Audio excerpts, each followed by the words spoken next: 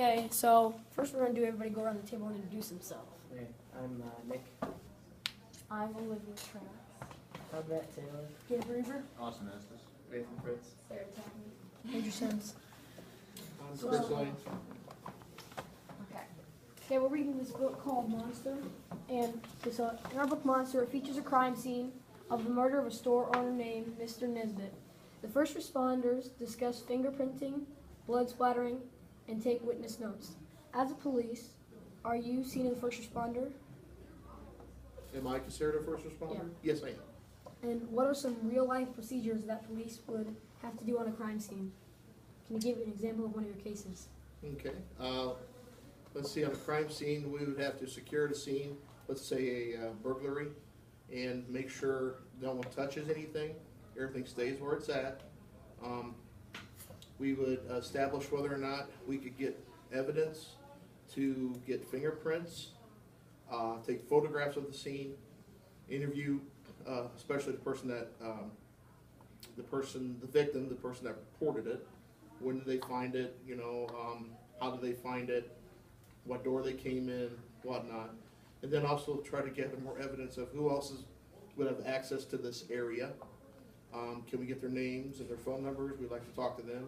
And find out when was the last person someone was actually in here, so we can narrow down the time frame and maybe when the crime took place. We would also ask if they have anything like video surveillance, and if so, could we please obtain that so we could check that out.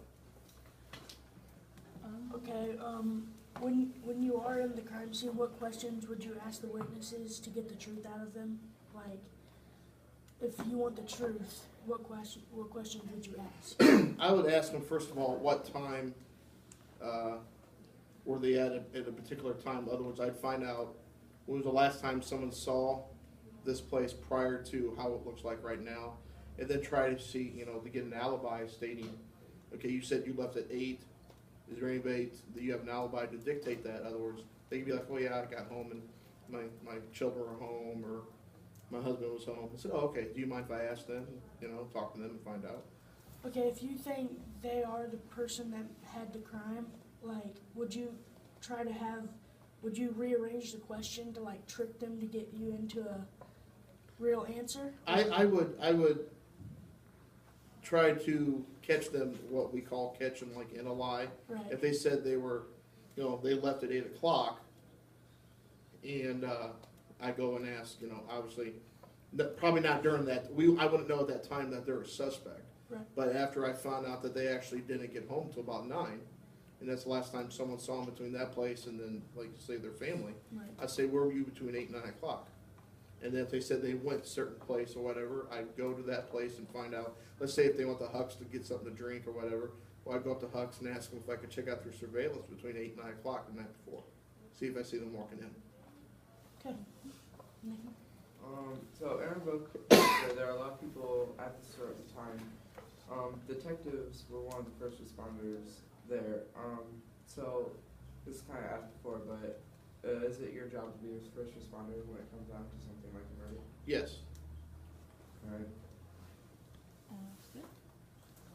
In our book, they have the first responding detective called on the stand to give a statement on what he saw at the crime scene. Although his perspective adds to the evidence of the case, in real life, how many times have you done this? Have I actually done this myself with any kind of crime or crime scene? Let's see, we got to narrow down 15 years. I've been doing this 15 years now. If I had to give a round number, and I'm talking from a simple, property destruction to burglary to the worst, 30 or 40 times.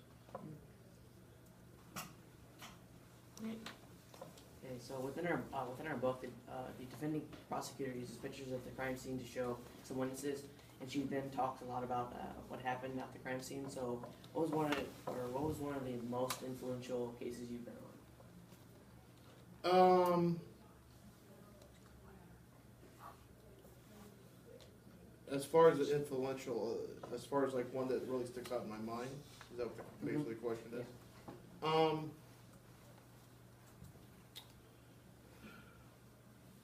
Wow, I've I've had several. Unfortunately, a lot of mine that has stuck out in my mind had to do with death.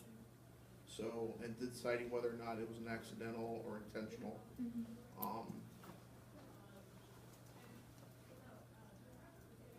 I've had so many of those, I can't really narrow down the one that really sticks out in my mind. That's to me, because to me that's the worst. Mhm. You know, there's this, if property is damaged, you know, that's something that can be replaced. That's not that big a Yeah. deal. You can't reverse bringing someone back to life. You know, that's just the way it Yeah. is. So, I don't have one narrowed down. Mhm. I'm sure some of you can figure out some that I've worked Mhm. since I've been here, so. Alright, within our book, the police give the witnesses pictures of suspects that they think did the crime. So why is giving pictures to the witnesses important?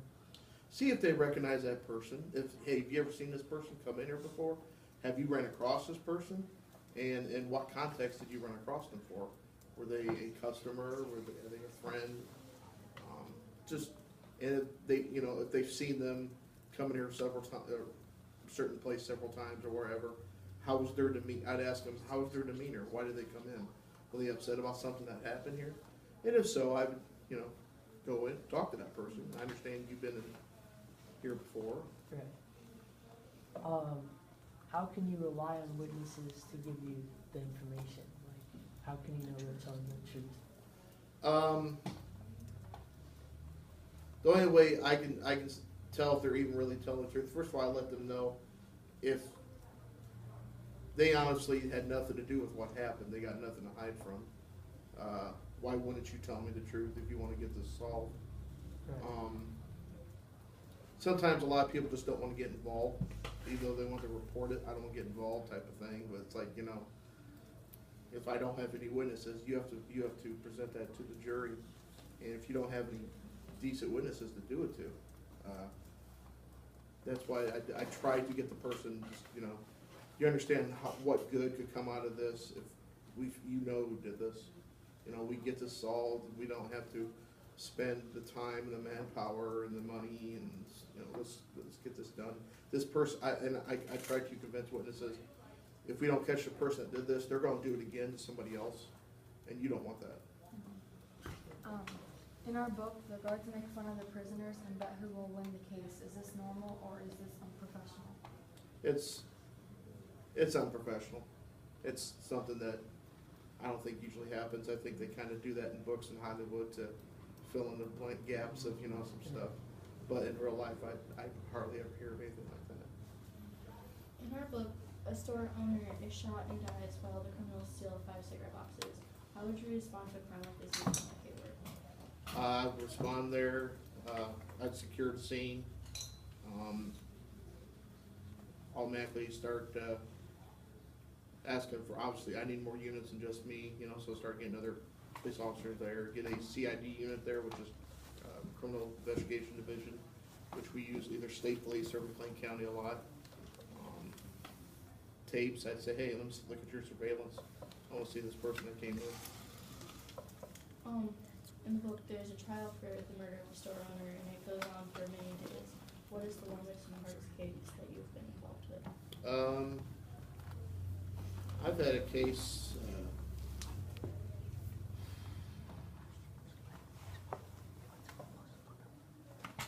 I've had this is years ago, I had a sex assault case that took about 2 years to go through.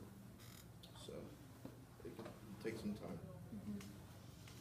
Okay, we're done now. Wait, no, we're gonna go around and we're gonna ask just like one quick question, like freebie, real quick. So Nick, In the last year, like, how many people have you actually used handcuffs on? Last year, Yeah, roughly, or last month? I was gonna say, well, year I can say myself, I probably had about 25 arrests past year. have you ever had a taser or shoot someone or? No, and we're not supplied with tasers yet, my department isn't, but that's something we are gonna adopt and get hopefully at the beginning of 2015. As for shooting anybody, no, I've never shot. Have you ever been like threatened? Has any other like criminal ever been threatened to shoot at you? No, they haven't threatened to shoot at me or nothing. I've had criminals, come, they stand up with a knife threatening that they're gonna do something. Is that really, how long do you go to jail for like threatening a cop with a knife? For threatening a police officer, that's up to the judge, but you can see, 1 to 3 years out of it. I pulled my gun before. I've never shot anybody. How about that? What do you like best about your job? I like the camaraderie. I like the personal satisfaction of helping somebody that needs help, and I like to serve my community. Okay, so what do you have to get done to be a cop? It depends on the department that you work for, but one thing that is, some departments require that a lot of departments require you at least have a GED, or if not higher. I have an associate's degree, so I have a 2-year degree in criminal justice from Parkland College. You have to go through the Police Training Institute, which is a 3-month academy. That is sponsored by, you're put through there by the department that hires you. Like, I was hired by Fairbury Police Department back in 1999. They put me through the academy. Once you pass the academy, but then you're put on a probationary period, depends on the length with your department.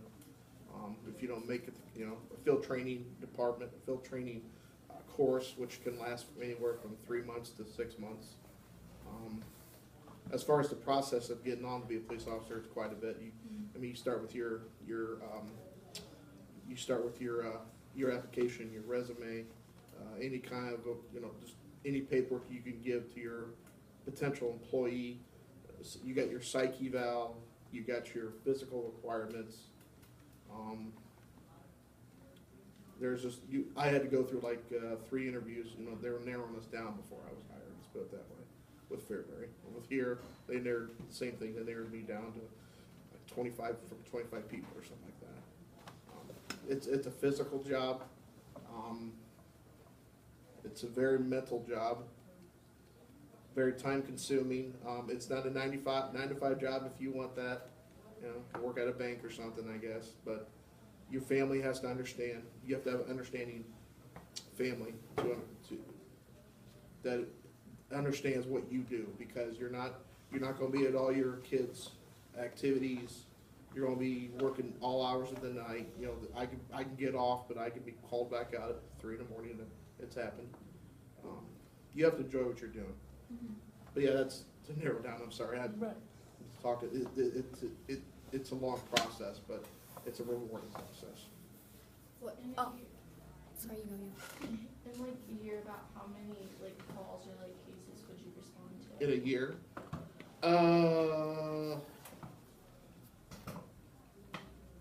my department or me personally? You personally. Me personally. Good question. And the thing is, it varies. There's no set number. Maybe in a year, and just a simple call to check on the well-being of a person or to the worst. I could say 50 to 60 a month. Take that times 12. Really? Yeah. The thing is, a contact is a contact, and people don't understand. If I like today is a contact with you guys. Right. So I meet with the public and stuff like that. Traffic stops, meetings. Me being an administrator, being the chief of police, I'm a street cop, and I'm also an administrator. So I do a lot more contact than, let's say, my officers do. My officers mainly they go to the calls, get the public and stuff like that. So I would have more than my guys, but not to say that, because I got a fantastic group of guys and they do their job very well, but they don't have to go to meetings and stuff like that. Okay, as like chief of police, what like gear do you get? Like guns? Well, I wear everything that all my guys wear. I wear the exact same thing: vest, gun, gun belt, ammo, handcuffs, mace, baton. We carry medical gloves with us. Everything you see on me and stuff like that. Key carrying case. Tasers. We're eventually going to go to tasers. Get tasers. Our vehicles are equipped with shotguns and also ARs. So. One question. Do Sure. you like donuts? I do like donuts. Just wondering. I Okay, like is- them. Is there I like donuts before I was a cop. So. Is there any more questions? Well, I have one. How does the ranking work? Like, How's the ranking work? It depends on the size of the department. Some, everybody starts as a patrolman. You know, that's patrolman, and then you got corporals, sergeants, lieutenants, captains. Or actually, I skipped one. Sergeant, lieutenant, captain, chief. Some departments have more than one. So, like some departments don't use corporal. Some just go from patrolman to sergeant. As far as us, there's me, and I got a sergeant, then I got a corporal, then I got the rest are patrolmen. Is it hard to do your job with glasses on? No, it's not. I've had glasses since I was a sophomore in high school. So I wore contacts for a while, but they were driving me nuts. Just the thought of sticking something in my eye, I can't get past that concept. So, no. But I try to get the kind that are, you know, they, as you can see, they're really tight against my face, but I like them like that because you know, you're sweating or you're doing something physical. You don't want, you know, this come flying out and all of a sudden, okay, where am I going? So, but no, I don't find it hard at all. Would you say you had AR-15s? I have an M16, Oh, M16. and then the rest of my guys, or some of my guys carry AR-15. Why would you? Like, what case would you have to use those? I would use that as a, I'd pull that before I pull my shotgun. It's lighter, it's easier to carry, easier to maneuver with. I'd pull that out with subject with a gun call, barricaded in something like, let's say there's a call here at the school, subject with a gun. I'd get out my AR or my M16. Would you have to use like any sort of like explosives or anything, or would you call like the SWAT? If we get to something like that, I would have to call like our state police SWAT, and then they would help us out with that, because we don't have that kind of equipment. A lot of departments our size don't. Get to the bigger departments, so they actually have called an E-route team, which is emergency response unit, basically a SWAT team. Normal has one, Wilmington has one. How often do you work with other police Every day. departments? Every day. I work with county about every day. They come through town. We back up Leroy, we back up McLean. Downs as an officer now, we back them up. I've helped out since we're so close to the county line. I've backed up DeWitt County several times. So, but yeah, they just call us out and we're all sitting through dispatch, so. Does anybody have any questions? No. Okay, thank you. Thanks for coming. Thank you, appreciate it. Thank you.